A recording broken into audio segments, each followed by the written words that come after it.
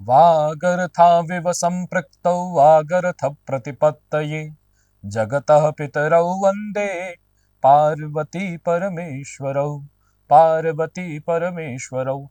प्रिय विद्यार्थियों, जगत के माता पिता भगवती पराम्बा जगदम्बा पार्वती और जगत के पिता स्वरूप हमारे इष्ट देव भगवान शिव के चरणों में प्रणाम करते हुए आइए 7वीं कक्षा के संस्कृत पाठ्य पुस्तक में समाहित इस प्रथम अध्याय को, प्रथम पाठ को हम प्रारंभ करते हैं।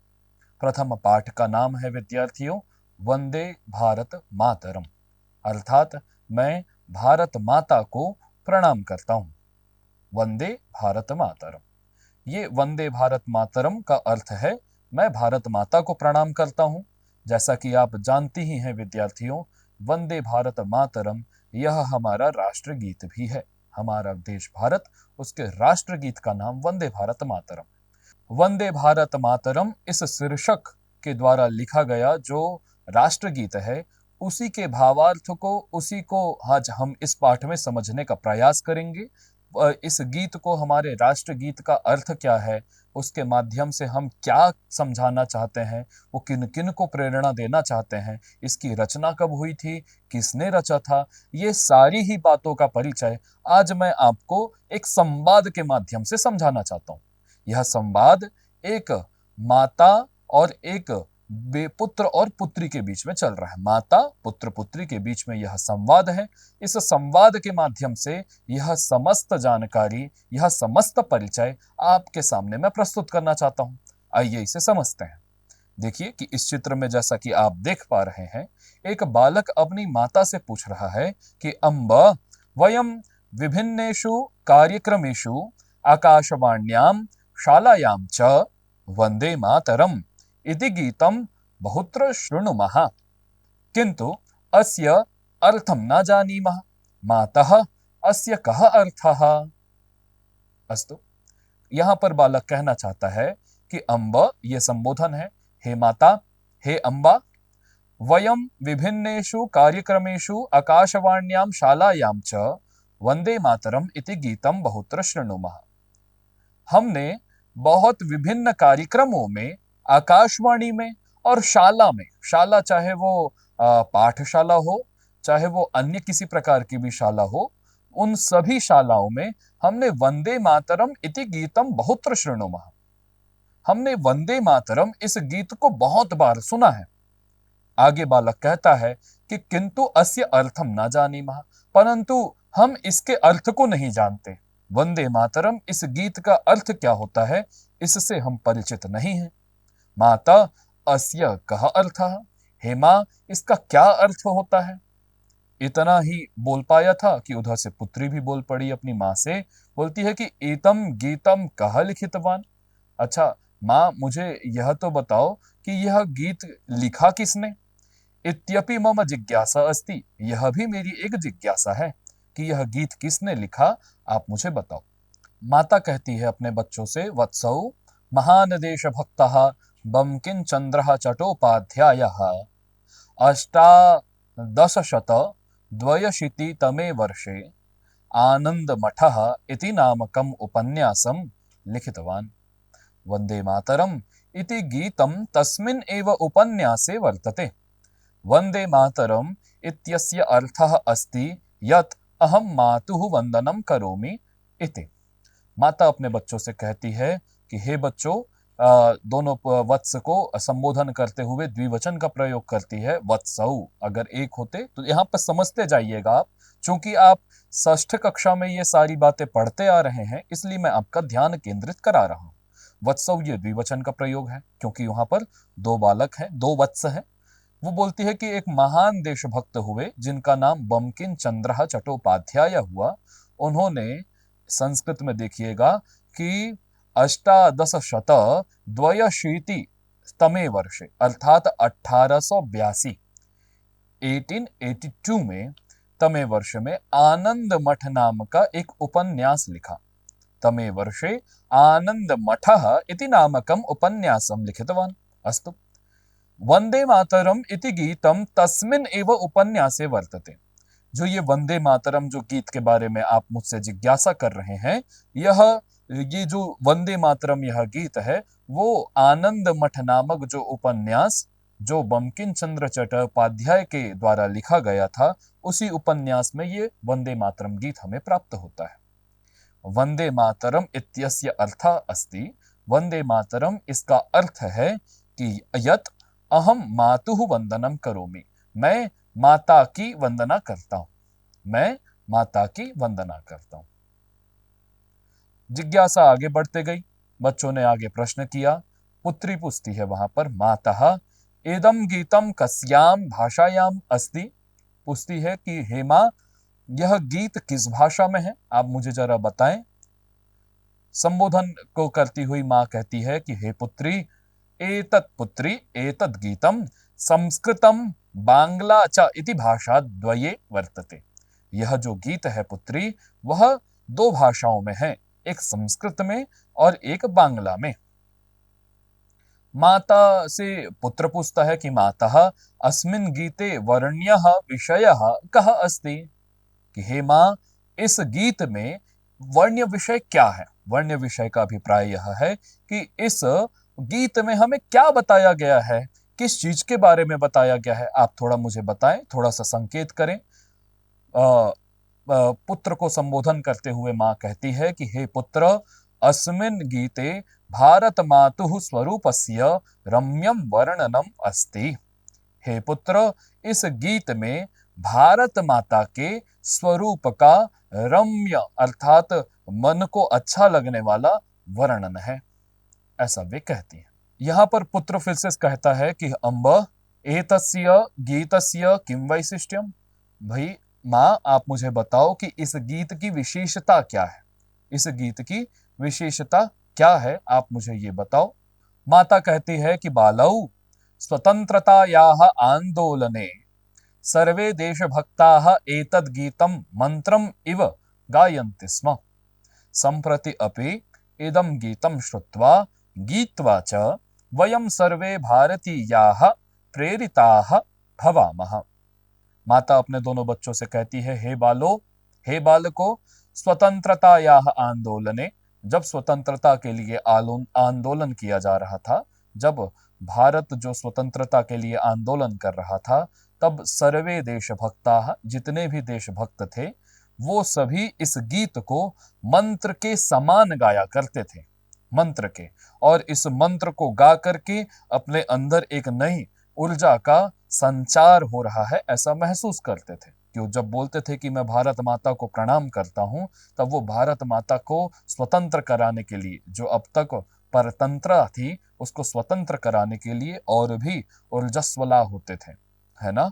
और संप्रति, ये उस समय नहीं, इस गीत को यदि आप आज भी गाएंगे, संप्रति अपि इदम गीतम श्रुत्वा, इस गीत को सुन करके, गा करके, वयम सर्वे भारतीयाः, हम जितने भी भारतीय हैं, प्रेरिताः भवामः, हम आज भी इस गीत को सुन करके प्रेरित होते हैं कि हमें माँ भारत के लिए कुछ करना है, हमें माँ भारती के लिए कुछ करना है। इस प्रकार से यहाँ पर पुत्री पूछती है कि मातः वंदे मातरम इति गीतस्य अर्थः इतिहासः च कियान् महान् अस्ति खलु। यहाँ पर पूछ नहीं रही है, बताती है कि हे माँ, आज वंदे मातरम इस गीत का अर्थ, इसका अर्थ, इसका इतिहास कियान महान, कितना महान है ना। वहां पर पुत्र भी कहता है कि अम्ब आवाम अस्माकं राष्ट्रध्वजस्य विषये अपि किंचित ज्ञातुम इच्छावः। पुत्र कहता है कि हे मां, हम दोनों अर्थात मैं और मेरी बहन, अस्माकं राष्ट्रध्वजस्य विषये, हम अपने राष्ट्रध्वज के विषय में भी अब किंचित ज्ञातुम इच्छावः, हम कुछ जानना चाहते हैं अपने राष्ट्रध्वज के विषय में। माता कहती है कि साधु, अच्छा है, अधुना वयम भारत मातुः, आज हम भारत माता के त्रिवर्ण ध्वजस्य च विषये जानीमः, आज हम भारत माता के जो ये त्रिवर्ण ध्वज है, जैसा कि आप यहाँ पर देख सकोगे कि भारत माता को जो ये 3 वर्ण वाले, 3 कलर वाला जो ये ध्वज है, इसके बारे में भी आज हम जानेंगे। अब आइए विद्यार्थियों, मैं आपको इन सब के विषय में इस पाठ में बताऊं। पहले मेरा अनुवाद पहले मैं संस्कृत के मूल पाठ को करूंगा, फिर उसके हिंदी भावार्थ को आपके सामने धीरे धीरे समझाने का प्रयास करूंगा, जिससे आपके जो शक्ति है, समझने की शक्ति है, वे आपकी वृद्धि हो। आइए इसके मूल संस्कृत पाठ को आप सुनिए, मेरे साथ साथ पढ़ने का प्रयास भी कीजिए। एषा अस्माकं वत्सला भारत माता। अहो अस्माकं भारत मातुः माहात्म्यं साक्षात् पर्वतराजः हिमालयः मुकुटरूपेण अस्याः मस्तके शोभते। अस्याः चरणौ प्रक्षालयति स्वयं रत्नाकरः समुद्रः। भारतभूमौ महेन्द्रः, मलयः, सह्यः, रैवतकः, विन्ध्यः, अरावलिः इत्यादयः श्रेष्ठाः पर्वताः विराजन्ते। अत्रैव गंगा, यमुना, सरस्वती, सिन्धुः, ब्रह्मपुत्रः, गण्डकी, महानदी, नर्मदा, गोदावरी, कृष्णा, कावेरी इत्यादयः पवित्राः नद्यः प्रवहन्ति। नद्यः अपि अस्माकं मातरः इव। अयोध्या, मथुरा, हरिद्वारं, काशी, कांची, अवंतिका, वैशाली, द्वारिका, पुरी, गया, प्रयागः, पाटलिपुत्रं, विजयनगरम्, इंद्रप्रस्थं, सोमनाथः, अमृतसरः इत्यादीनि मंगलानि तीर्थक्षेत्राणि नगराणि च भारतभूमौ एव सुशोभन्ते। एतेषां तीर्थक्षेत्राणां धूलिं ललाटे स्थापयितुं विविधेभ्यः प्रदेशेभ्यः असंख्याः जनाः आगच्छन्ति। भारतमातुः हस्ते विलसति त्रिवर्णयुतः राष्ट्रध्वजः। अहो अस्य शोभा। अस्मिन् राष्ट्रध्वजे केशरः, श्वेतः, हरितः च वर्णाः विराजन्ते। ध्वजस्य मध्ये सुन्दरं नीलवर्णं चक्रम् अपि शोभते। ध्वजे विराजमानाः वर्णाः चक्रं च विशिष्टं सन्देशं प्रयच्छन्ति। त्रिवर्णध्वजस्य ऊर्ध्वभागे विराजते केशरवर्णः। एषः वर्णः त्यागपरम्परायाः, शौर्यपरम्परायाः च सूचकः अस्ति। ये भारतमातुः आजीवनं सेवां कृतवन्तः, देशस्य स्वतन्त्रतां प्राप्तुं सहर्षं स्वप्राणान् अर्पितवन्तः च, तेषां वीराणां बलिदानं सूचयति एषः वर्णः। जयतु सैनिकः इति वक्तुम् अस्मान् प्रेरयति ध्वजस्थितः अयं केशरवर्णः। कृषकबान्धवाः अस्माकं भारतभूमिं सर्वदा स्वस्वेदबिन्दुभिः सिञ्चन्ति। एतेषां परिश्रमेण एव भारतभूमिः हरितवर्णमयी, समृद्धा, सस्यश्यामला च सञ्जाता। भारतमातुः समृद्धेः एषा आभा हरितवर्णरूपेण अस्माकं राष्ट्रध्वजे विराजते। जयतु कृषकः इति वक्तुम् अस्मान् प्रेरयति ध्वजस्थितः एषः हरितवर्णः। मध्ये स्थितः श्वेतवर्णः शान्तेः, सत्यस्य च द्योतकः अस्ति। अणुशास्त्रे, संगणकशास्त्रे, चिकित्साशास्त्रे, अंतरिक्षशास्त्रे, आयुधशास्त्रे इत्यादिषु विज्ञानस्य विभिन्नेषु क्षेत्रेषु भारतीयैः वैज्ञानिकैः महत् यशः प्राप्तम् अस्ति। वैज्ञानिकानां तद्धवलं यशः धवलवर्णरूपेण राष्ट्रध्वजस्य मध्ये विलसति। भारतीयं विज्ञानं शान्तिं, प्रगतिं, सुरक्षां च परिपोषयति। जयतु वैज्ञानिकः इति वक्तुम् अस्मान् प्रेरयति ध्वजमध्यस्थः अयं धवलवर्णः। ध्वजे विराजमानस्य घननीलवर्णस्य चक्रस्य नाम धर्मचक्रम् इति। अस्मिन् चक्रे 24 अराः सन्ति। एतत् चक्रं चलनीयं कर्तव्यपथेवैव न विरम सततं चल इति भावं बोधयति। सूर्यः विरामं विना नित्यं सञ्चरति। नदी कष्टानि सहमाना अपि ध्येयं प्रति नित्यं प्रवहति।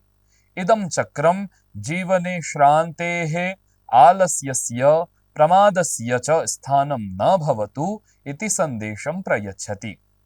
वयं सर्वेपि धन्याः यत् अस्यां पवित्रभूम्यां जन्म प्राप्तवन्तः। वयं पवित्रायाः भारतमातुः नित्यं वन्दनं कुर्मः, अस्याः गौरववर्धनार्थं च प्रयत्नं कुर्मः। आगच्छन्तु मिलित्वा सर्वे गायामः। वयं बालका भारतभक्ता, वयं बालिका भारतभक्ता, वयं हि सर्वे भारतभक्ता, पृथिवीं स्वर्गं जेतुं शक्ताः, पृथिवीं स्वर्गं जेतुं शक्ताः। प्रिय विद्यार्थियों, इस संस्कृत पाठ का हिंदी भावार्थ कुछ इस प्रकार है। यहाँ पर आप देखिए कि ये हमारी भारत माता का मानचित्र है और ये साक्षात भारत माता हमारे समक्ष है। ठीक है, एषा अस्माकं वत्सला भारत माता, यह हमारी भारत माता है। ठीक है ना, कैसी है वो? वत्सला है, अर्थात वो हमें दुलार करने वाली है, हमें प्रेम करने वाली है। अहो अस्माकं भारत मातुः महात्म्यम, अरे हमारे भारत माता का महात्म्य साक्षात पर्वत राजा। अरे हमारे भारत माता का महात्म्य तो देखो कि साक्षात पर्वतों का जो राजा है हिमालय, पर्वत राजा हिमालय मुकुट रूपेण अस्याह मस्तके शोभते। वो पर्वतों का जो राजा हिमालय हमारी मां के मस्तक में मुकुट के रूप में सुशोभायमान होता है। आप देखिएगा विद्यार्थियों कि इस मानचित्र में हिमालय का यदि आप स्थान जानेंगे तो आपको ये ऊपर की अर्थात उत्तराखंड में आपको हिमालय का आपको स्थान प्राप्त होगा। तो मानो ऐसा प्रतीत होता है ना कि ये साक्षात मां भारत का मुकुट है हमारा हिमालय। अस्तु, बोले कि अस्याह चरणौ प्रक्षालयति स्वयं रत्नाकरः समुद्रः, अर्थात इस हमारे माता का जो चरण है, ये नीचे वाले भाग में आप देखोगे तो हमारा भारत जो है वो अपने 3 जगहों से वो समुद्र से घिरा हुआ है।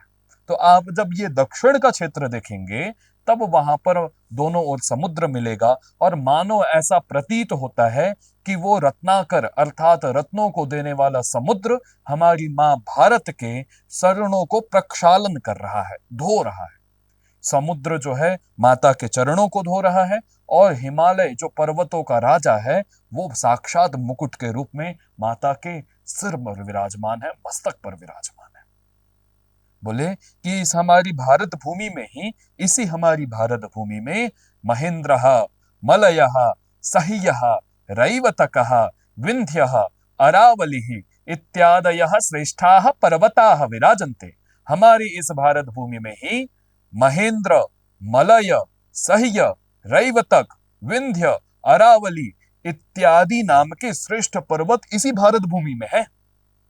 ठीक है ना, आप इसे कभी देखिएगा, आप अंतरजाल के माध्यम से, नेट के माध्यम से इन्हें खोजिएगा कि इनकी स्थिति कहाँ है। महेंद्र पर्वत कहाँ है? महेंद्र पर्वत कहाँ मिलेगा आपको? उड़ीसा के आसपास। ठीक है, इसके अलावा मलयः कहाँ है, सह्यः कहाँ है, रैवतक कहाँ है? इसी रैवतक को आज की भाषा में गिरनार कहा दिया जाता है, जो आजकल गुजरात में स्थित है। विंध्य मध्य भारत में है। अरावली आपको मिलेगा राजस्थान में। इत्यादि श्रेष्ठ पर्वत इसी भारत भूमि में है। और केवल पर्वत नहीं, यहाँ पर अत्रैव इसी भारत भूमि में है गंगा, यमुना, सरस्वती, सिंधु, ब्रह्मपुत्र, गंडकी, महानदी, नर्मदा, गोदावरी, कृष्णा, कावेरी इत्यादयः पवित्राः नद्याः प्रवहन्ति। ये जितनी पवित्र नदियां हैं, चाहे वो गंगा हो, गोदावरी हो, यमुना, सरस्वती, सिंधु, ब्रह्मपुत्र, गंडकी, महानदी, नर्मदा, ये सारी की सारी नदियां भी हमारी इस भारत भूमि में ही प्रवाहमान होती हैं, यही बहा करती। आपको इसका अगर यदि क्षेत्र जानना हो तो आप भी इसको देख सकते हैं कि गंगा लगभग 7 राज्यों से भारत के होकर गुजरती है। वो उत्तराखंड से प्रारंभ होकर के बंगाल में जो गंगा सागर से मिल जाती है। यमुना उत्तराखंड और उत्तर प्रदेश में आपको मिलेंगी। सरस्वती आपको ये लुप्त नदी है जो आपको उत्तराखंड में ही आपको आज प्राप्त होगी और ये लुप्त प्रक्रिया से, अर्थात ये दृश्यमाना नहीं है, ये प्रयाग में आकर के गंगा से मिल जाती है। सिंधु नदी आपको जो है वो निश्चित रूप से हमारे ऊपर के क्षेत्र अर्थात ये जो कश्मीर वाला क्षेत्र है उसमें आपको सिंधु नदी मिलेगी। ब्रह्मपुत्र आपको आसाम इत्यादि में, जो भारत के पूर्वोत्तर राज्य हैं, वहां आपको मिलेगा। गंडकी नदी जो है ये वास्तविकता में नेपाल में है और कुछ हिस्सों में भारत में भी बहती है। महानदी तो आप जानते ही हैं, महानदी हमारे इस छत्तीसगढ़ की पावन भूमि में उद्गम है इसका, धमतरी के सिहावा पर्वत में, और यह उड़ीसा में, उड़ीसा के पास सागर से मिल जाती है। इसी प्रकार नर्मदा का उद्गम हमारे छत्तीसगढ़ से ही लगा हुआ एक पर्यटन स्थल है जो कि वर्तमान में स्थित है मध्य प्रदेश में, जिसका नाम अमरकंटक है। वहां से नर्मदा नदी का उद्गम होकर के ये गुजरात में मिल जाती है सागर से। कृष्णा नदी, ये कृष्णा नदी आपको दक्षिण में मिलेंगी। गोदावरी नदी, गोदावरी नदी भी आपको ये हमारे छत्तीसगढ़ के, जब आप दक्षिण में जाएंगे तो यह जो बीजापुर इत्यादि, और बीजापुर और ये तेलंगाना आंध्र प्रदेश का सीमा बनाती हुई यह भी आगे जाकर के समुद्र में मिल जाती है। इसी प्रकार कृष्णा नदी ये आपको दक्षिण में प्राप्त होंगी। कावेरी नदी, जिसे दक्षिण की गंगा भी कहा जाता है, ये सभी नदियां भी इसी भारत भूमि में प्रवाहित होती हैं। नद्यः अपि अस्माकं मातरः इव, नदी भी तो हमारी माता के समान ही है। मैं तो कहता हूं माता नहीं, माता के समान नहीं, माता ही है। अयोध्या, मथुरा, हरिद्वारम, काशी, कांची, अवंतिका, वैशाली, द्वारका, वास्तविकता में ये द्वारका हुआ करता था, जिसे अब द्वारिका, द्वारिका कह दिया जाता है। परंतु यदि आप शास्त्रों में जाओगे तो आपको द्वारका नाम ही प्राप्त होगा। कुछ यही प्रकार गंडकी नदी का भी है, वहां गंडकी और गंडगी दोनों प्राप्त होता है। जिस प्रकार यहाँ द्वारिका और द्वारका, मूल जो आपको द्वारका ही मिलेगा। पुरी, गया, प्रयागः, पाटलिपुत्रम, विजयनगरम, इंद्रप्रस्थम, सोमनाथ, अमृतसरः इत्यादीनि मंगलानि तीर्थक्षेत्राणि नगराणि च भारत भूमौ एव शुशोभन्ते। ये जो मथुरा, अयोध्या है, मथुरा, हरिद्वार, काशी, कांची, अवंतिका इत्यादि ये जितने नगरियों का मैंने आपको नाम गिनाया, ये सारी नगरी भी इसी भारत भूमि में है। अयोध्या उत्तर प्रदेश में है, जहां भगवान राम का जन्म हुआ। मथुरा, यह भी उत्तर प्रदेश में मिलेगा, जो जहां पर भगवान कृष्ण का जन्म हुआ। हरिद्वार, इसे हम भगवान के मोक्ष का धाम, हरि का ये द्वार है, अर्थात यहीं से अब देवताओं का वास उत्तराखंड चालू होता है। हरिद्वारम ये उत्तराखंड में मिलेगा। काशी, भगवान शिव की नगरी, उत्तर प्रदेश में स्थित है। कांची, ये आपको दक्षिण के क्षेत्र में मिलेंगे। अवंतिका, आज का उज्जैन, जो आपके मध्य प्रदेश में स्थित है। वैशाली, है ना, वैशाली इंद्रप्रस्थ के आसपास में आपको ये मिलेंगे। द्वारिका, जो गुजरात में स्थित है। पुरी, जो कि हमारे उड़ीसा में, हमारे पड़ोसी राज्य उड़ीसा में स्थित है। गया, यह भी हमारे पास में ही लगे हुए बिहार राज्य में स्थित है। प्रयाग, यह उत्तर प्रदेश है, जो प्रयाग, प्रयाग अर्थात जो तीर्थों का राजा कहता है। पाटलिपुत्र, आज में वर्तमान में पटना, जो कि बिहार की राजधानी है। विजयनगरम, ये आपको निश्चित रूप से आंध्र प्रदेश में प्राप्त होगा। ये विजयनगरम जो विशाखापट्टनम के आसपास आपको ये मिलता है। इंद्रप्रस्थ, आज का वर्तमान दिल्ली, जो भारत की राजधानी है। सोमनाथ, यह आपको उत्तर प्रदेश, यह आपको गुजरात में प्राप्त होगा। और अमृतसर, यह पंजाब में स्थित है। ये सारे जो तीर्थ क्षेत्र हैं वो भी कहाँ हैं? भारत में ही तो हैं। इसको आप एक मैप के माध्यम से भी इसे आप देख सकते हो, है ना, एक मैप के माध्यम से भी आप देख सकते हो। ये सारी देखिए, ये नीचे में ये बहुत सारे नगरियों को गिनाया गया है।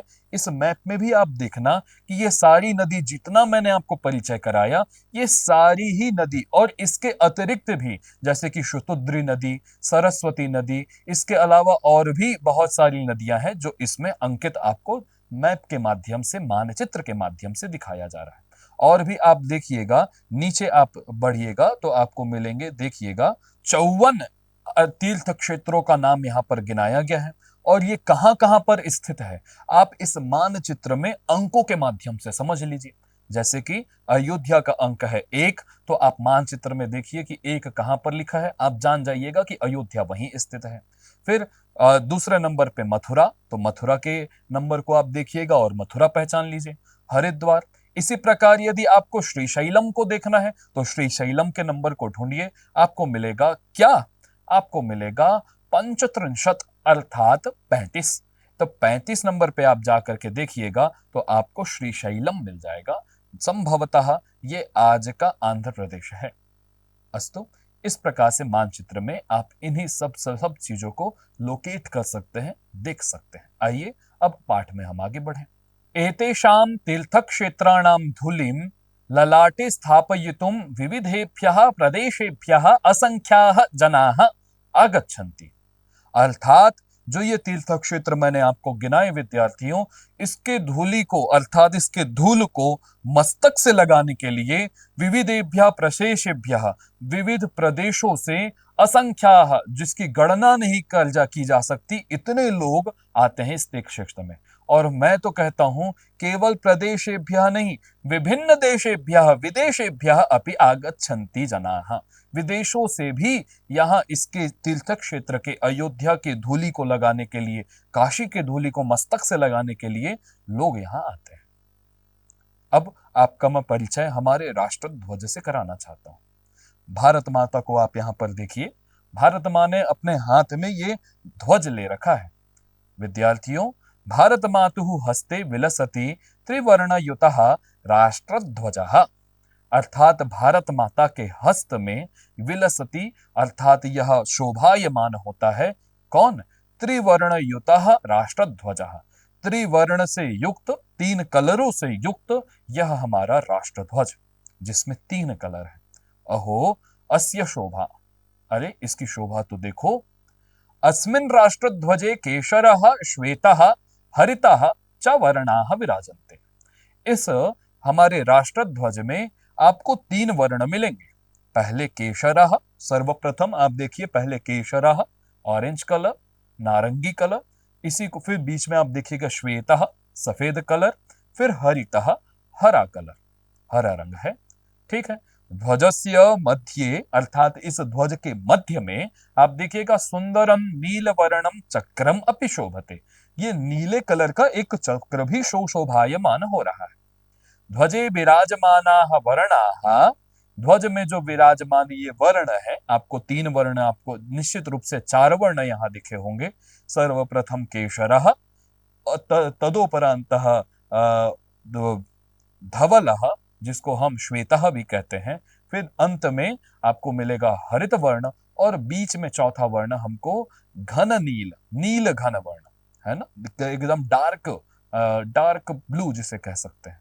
तो ध्वजे विराजमानाः वर्णाः चक्रम च विशिष्टम संदेशम प्रयच्छन्ति, ये जो कलर हैं, जो 4 कलर, एक विशेष संदेश को हमें देते हैं। वो संदेश क्या है, कौन सा वर्ण क्या संदेश देना चाहता है, आइए इसे हम आगे देखते हैं। त्रिवर्ण ध्वजस्य ऊर्ध्व भागे विराजते केशर वर्णः।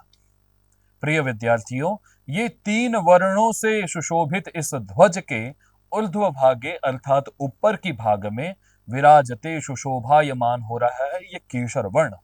अब इस केशर वर्ण का क्या महत्व है ये जानते हैं। एषः वर्णः त्याग परंपरायाः शौर्य परंपरायाः च सूचकः अस्ति। यह जो केशर वर्ण है, यह हमारे त्याग परंपरा का और शौर्य परंपरा का, पराक्रम परंपरा का सूचक है। ठीक है, हम कितना त्याग कर सकते हैं, हमने कितना त्याग किया, और हमारा शौर्य क्या है, हमारा पराक्रम क्या है, हमारा बल क्या है, हमारी शक्ति क्या है, इसकी सूचना यह केशर वर्ण देता है। अस्तु, ये भारत मातुः आजीवनम सेवां कृतवन्तः देशस्य स्वतंत्रतां प्राप्तुं सहर्षं स्वप्राणान् अर्पितवन्तः च तेषां वीराणां बलिदानं सूचयति एषः वर्णः। अर्थात जो यह वर्ण है, यह किसकी सूचना देता है? वे लोग जो भारत माता की आजीवन सेवा जिन्होंने किया, देश की स्वतंत्रता प्राप्त कराने के लिए जिन्होंने अपने स्वप्राण को, अपने प्राणों को सहर्षम अर्थात आनंद में रह करके खुशी खुशी जिन्होंने देश को स्वतंत्र कराने के लिए अपने प्राणों को त्याग दिया, है ना। ऐसे वीरों के बलिदान के सूचना हमको यह केसर वर्ण देता है। पहले भी हमको बताया ये त्याग का और शौर्य का, कि हमारे जो शहीद हुए, जो हमारे यहाँ जितने हमारे शौर्यशाली लोग थे, मंगल पांडे से लेकर के वो महात्मा गांधी पर्यंत, इन सभी की सूचना हमें इस केशर वर्ण से प्राप्त होती है ना। ये निश्चित रूप से यह केसर वर्ण जो हमें संदेश देना चाहता है, क्या, जयतु सैनिकः, अर्थात सैनिकों की जय हो, इति वक्तुम अस्मान प्रेरयति ध्वजस्थितः अयम केशर वर्ण। अर्थात यह केशर वर्ण हमें प्रेरणा देता है कि हम कहें कि जयतु सैनिकः, अर्थात सैनिक की जय हो। विद्यार्थियों, निश्चित रूप से यह जो चित्र आप देख पा रहे हैं, ये 1999 में कारगिल युद्ध के समय जब भारत ने विजय प्राप्त की, उस समय का यह चित्र है। आइए आगे। प्रिय प्रिय विद्यार्थियों, कृषक बांधवाः अस्मान् भारत भूमिम सर्वदा स्वस्वेद बिंदुभिः सिंचति। अर्थात जो हमारे कृषक अर्थात किसान, तो किसान भाई जो हैं, अस्माकम भारत भूमिम, हमारी भारत भूमि को, सर्वदा अर्थात हमेशा, स्वस्वेद बिंदुभिः, स्वेद माने पसीना, और अपने पसीने की बूंदों के द्वारा सिंचती। कहने का अभिप्राय यह है कि हमारे जो कृषक बंधु हैं, किसान भाई, हमेशा भारत की भूमि को अपने पसीनों की बूंद से सींचा करते हैं। एतेषां परिश्रमेण एव भारत भूमि ही हरित वर्णमयी समृद्धा सस्य श्यामला च संजाता। इन हमारे जो ये एतेषां परिश्रमेण, अर्थात कृषकाणां परिश्रमेण, इन कृषकों के परिश्रमों के कारण ही ये भारत भूमि हमेशा हरित बनी रहती है, अर्थात हमेशा हरी रहती है। हरी कैसे? ये कृषक ही अर्थात किसान ही परिश्रम करते हैं, तब यहाँ अनाज उग पाता है, अन्न उग पाता है। जब वो हरी हरी धान लहराते हैं, हरे हरे गेहूं लहराते हैं, जिससे हमारी यह भारत भूमि हरिता बनी रहती है, हमेशा समृद्धा बने रहती है ना। भारत मातुः समृद्धेः एषा आभा हरित वर्ण रूपेण अस्माकं राष्ट्रध्वजे विराजते। अर्थात ये जो भारत माता की जो ये आभा है, वो हरित वर्णमयी है। इसकी समृद्धि जो है हम कैसे जानते हैं, तो यह समृद्धि जो है राष्ट्र ध्वज में ये हरित वर्ण के रूप में दिखाई गई है ना। और ये निश्चित रूप से हरित वर्ण हमको एक संदेश देता है, वह संदेश है जयतु कृषकः, अर्थात किसान की जय हो। जय किसान, जय जवान, ये तो आपने सुना ही होगा। तो ऊपर का जो वर्ण केशर था वो जय जवान की संदेश देता है, नीचे जो ये हरित वर्ण है वो जय किसान का संदेश हमको देता है। आइए विद्यार्थियों, अब हम इस धवल वर्ण के बारे में, सफेद वर्ण के बारे में जानने का प्रयास करें। यह जो धवल वर्ण मध्ये स्थितः श्वेत वर्णः शान्तेः सत्यस्य च द्योतकः अस्ति। यह जो बीच में आपको सफेद वर्ण दिख पा रहा है, यह शांति का और सत्य का संदेश हमें देता है। अणुशास्त्रे, संगणक शास्त्रे, चिकित्सा शास्त्रे, अंतरिक्ष शास्त्रे, आयुध शास्त्रे इत्यादिषु विज्ञानस्य विभिन्नेषु क्षेत्रेषु भारतीयैः वैज्ञानिकैः महत् यशः प्राप्तम् अस्ति। अर्थात चाहे वो अणुशास्त्र हो, अर्थात जो हम एटम की दुनिया में हो, या फिर संगणक और कंप्यूटर साइंस में, चाहे वो चिकित्सा शास्त्र में हो, अर्थात जो हम मेडिकल साइंस में, अंतरिक्ष साइंस में अर्थात स्पेस साइंस में, आयुध शास्त्र में अर्थात अस्त्र शस्त्र की विद्या में, और इसके अलावा भी जो विज्ञान के विभिन्न विभिन्न क्षेत्रों में भारतीय वैज्ञानिकों के द्वारा जो महान यश को प्राप्त किया है, उस महान यश की सूचना हमें इस धवल वर्ण से, सफेद वर्ण से, श्वेत वर्ण से हमें मिलती है। वैज्ञानिकानां धवलम यशः धवल वर्ण रूपेण राष्ट्रध्वजस्य मध्ये विलसति। अर्थात हमारे वैज्ञानिकों का जो ये धवल यश है, सफेद यश है, जो किसी प्रकार से, किसी वर्ण के द्वारा किसी भी प्रकार से जो मैली नहीं हुई है, ऐसा जो धवल यश, उनको हमारे राष्ट्र ध्वज में ये धवल वर्ण के रूप में सुशोभायमान किया गया है। भारतीयं वैज्ञानम शांतिम प्रगतिम सुरक्षाम च परिपोषयति। ये भारतीय विज्ञान ही हमारे भारत देश में शांति अर्थात जानते ही हैं आप, प्रगति और सुरक्षा का पालन करती है। अर्थात विज्ञान के कारण ही शांति है, सुरक्षा है और हमारे देश की प्रगति हो पा रही है। जयतु वैज्ञानिकः अर्थात वैज्ञानिकों की जय हो, इति वक्तुम अस्मान् प्रेरयति ध्वज मध्यस्थः अयम धवल वर्ण। ध्वज के मध्य में यह स्थिर धवल वर्ण हमको प्रेरित करता है कि हम भी जयतु वैज्ञानिकः ऐसा कहें। ध्वजे विराजमानस्य घननील वर्णस्य चक्रस्य नाम धर्म चक्रम इति। इस ध्वज के बीच में जो यह चक्र देख रहे हैं विद्यार्थियों, जो किस वर्ण का है? घन नील, अर्थात घन माने डार्क और नील माने ब्लू। तो डार्क नीले कलर में, डार्क ब्लू कलर में जो ये चक्र आप देख पा रहे हैं, इस चक्र का नाम धर्म चक्र है। इसी को ही अशोक चक्र भी कहा जाता है। अस्मिन् चक्रे चतुर्विंशतिः आराः सन्ति। आप इसमें देखिएगा तो इस चक्र में चतुर्विंशतिः अर्थात 24 आराएं हैं, अर्थात ये लकीरें जो आपको दिख रही हैं। ठीक है।